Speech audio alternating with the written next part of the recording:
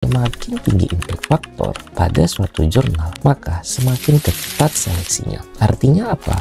Jurnal dengan impact faktor tinggi biasanya memiliki tingkat penolakan yang tinggi juga. Nah, fakta menarik tentang jurnal dengan impact faktor tinggi. Yang pertama, reputasi sangat baik tapi sangat kompetitif. Yang kedua,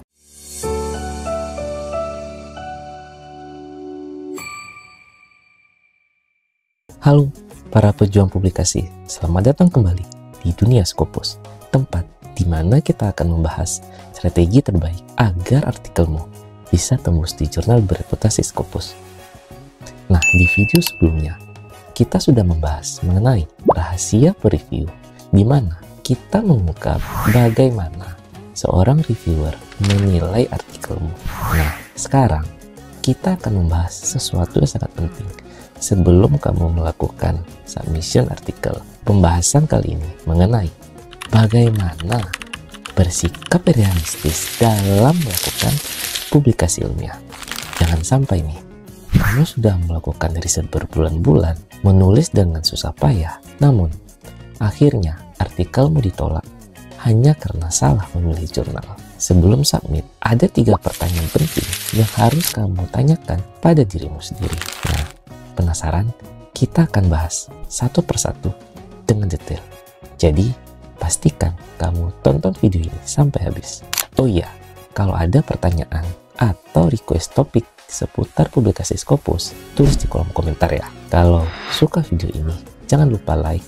Dan kalau merasa bermanfaat, langsung aja tekan subscribe supaya kamu nggak ketinggalan update terbaru dari Dunia Scopus. Nah, sekarang kita masuk ke intinya. Ada 3 pertanyaan sebelum melakukan submit. Pertanyaan pertama adalah mengenai scope. Apakah jurnal ini cocok dengan artikel kamu atau tidak? Memilih jurnal yang sesuai dengan scope artikelmu adalah langkah pertama yang sangat krusial. Salah pilih jurnal otomatis ditolak, bahkan sebelum masuk tahap review.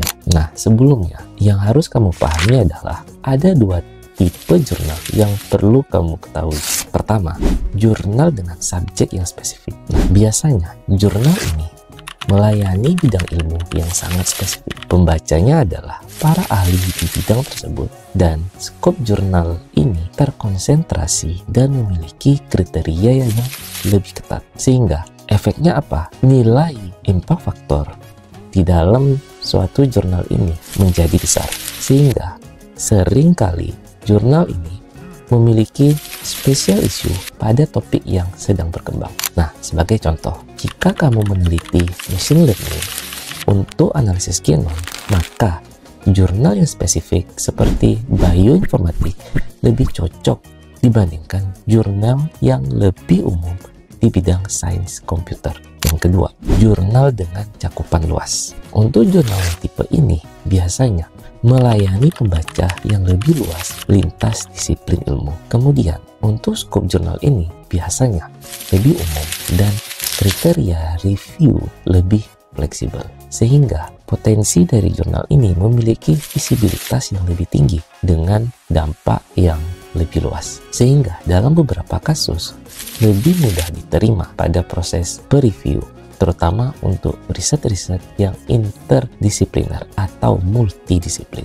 Sebagai contoh, jika penelitianmu menggabungkan teknologi AI dengan kesehatan, jurnal multidisiplin seperti Nature Digital Medicine mungkin lebih cocok dibandingkan jurnal AI yang sangat teknis. Nah, sekarang masuk nih, bagaimana sih tips memeriksa kecocokan suatu jurnal? Yang pertama, gunakan Journal Finder untuk mencari jurnal sesuai. Nah, kalau bingung, silahkan cek di video sebelumnya. Yang kedua, cek aims dan scope pada setiap jurnal di website resminya. Dan yang ketiga, baca terlebih dahulu edisi terbaru jurnal untuk melihat apakah ada artikel yang memiliki topik serupa. Nah, biasanya kesalahan-kesalahan umum seperti semua jurnal kuartil 1 bisa menerima artikel saya perlu diingat, tidak selalu. Jurnal kuartil 1 punya cakupannya yang berbeda-beda. Nah, sekarang kita masuk pertanyaan kedua mengenai impact. Apakah kamu menargetkan jurnal yang terlalu tinggi. Perlu diketahui bahwa semakin tinggi impact factor pada suatu jurnal, maka semakin ketat seleksinya. Artinya apa? Jurnal dengan impact factor tinggi biasanya memiliki tingkat penolakan yang tinggi juga. Nah, fakta menarik tentang jurnal dengan impact factor tinggi. Yang pertama, reputasi sangat baik tapi sangat kompetitif. Yang kedua, tingkat penerimaannya sangat rendah, biasanya di bawah 10%.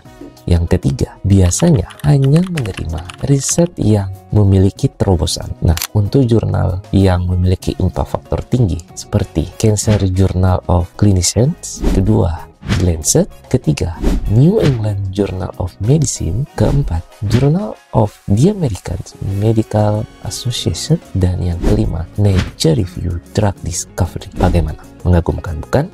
Rata-rata impact factor di atas 100. Kira-kira bagaimana sih kita menyusun strategi yang lebih realistis? Ada beberapa cara. Yang pertama, targetkan jurnal dengan tingkat penerimaan yang lebih masuk akal. Yang kedua, jangan hanya terpaku pada jurnal kuartil 1. Jurnal-jurnal seperti kuartil 2, kuartil 3, dan kuartil 4 juga berkualitas. Nah, jika penelitian masih tahap awal, maka pertimbangkan jurnal dengan impact factor dan kuartil yang lebih rendah dulu. Nah, ini nih yang terkadang menjadi kesalahan umum. Banyak yang beranggapan bahwa kalau bukan jurnal kuartil 1, maka publikasi saya gak dihargai. Nah, ini menjadi salah kaprah. Yang penting apa? Yang terpenting adalah isi penelitianmu. Apakah memiliki dampak atau tidak? Bukan sekedar kuartil dan impact factor dari suatu jurnal. Contoh kasus nih, kamu submit ke jurnal dengan impact factor di atas 10, tapi penelitianmu masih mengenai eksplorasi awal. Nah, biasanya jurnal-jurnal yang seperti ini pasti lebih mencari riset yang sudah sangat matang. Akhirnya apa? Ditolak. Pertanyaan ketiga, mengenai kecepatan. Biasanya, apakah kamu ingin publikasi di jurnal yang cepat terbit atau tidak? Namun, ini juga terkadang menjadi suatu salah kaprah. Mengapa? Pada proses publikasi, biasanya memang memakan waktu berbulan-bulan, bahkan bertahun-tahun. Sehingga apa? Kita harus menentukan terlebih dahulu, apakah kamu lebih butuh kecepatan atau jurnal dengan impact factor yang tinggi. Sehingga apa? Kita tidak terjerumus ke dalam jurnal-jurnal yang menawarkan publikasi cepat namun predator. Nah, fakta nih, untuk jurnal yang cepat terbit, namun perlu digarisbawahi jurnal yang aman. Yang pertama, biasanya memiliki proses review yang lebih singkat. Yang kedua, cocok untuk penelitian yang butuh publikasi segera. Nah, terkait jurnal ini, seperti contoh NTPI, kemudian Frontier. Nah, mereka memiliki proses per-review yang singkat. Nah, biasanya untuk jurnal yang tipe seperti ini memiliki opsi open access. Tapi tetap berhati-hati, jangan sampai terjebak pada jurnal predator. Mengapa demikian? Biasanya jurnal predator menawarkan publikasi super cepat, tapi tidak memiliki proses review yang kredibel. Kemudian, hal ini dapat merusak reputasi akademikmu, sehingga apa? Menjadi susah diindeks di Scopus atau di database bereputasi lainnya. So, hati-hati. Nah, jika kita memikirkan solusinya, ada beberapa solusi yang tepat yang bisa dipilih. Yang pertama, pilihlah jurnal dengan proses per-review yang relatif singkat, namun bukan jurnal yang terlalu mudah untuk menerima artikel. Kemudian, cek terlebih dahulu apakah jurnal tersebut terindeks Scopus atau Web of Science. Contoh kasus, kamu butuh publikasi cepat untuk syarat kelulusan, tapi kamu submit ke jurnal yang butuh waktu review 1 tahunan. Akhirnya apa? Ya, terlalu lama. Sehingga solusinya, pilih jurnal dengan proses review yang relatif singkat, namun masih tetap dalam konteks bereputasi. Nah, oke. Sekarang, kamu pasti udah tahu nih, 3 pertanyaan penting yang bisa ditanyakan ke diri sendiri sebelum melakukan submit artikel.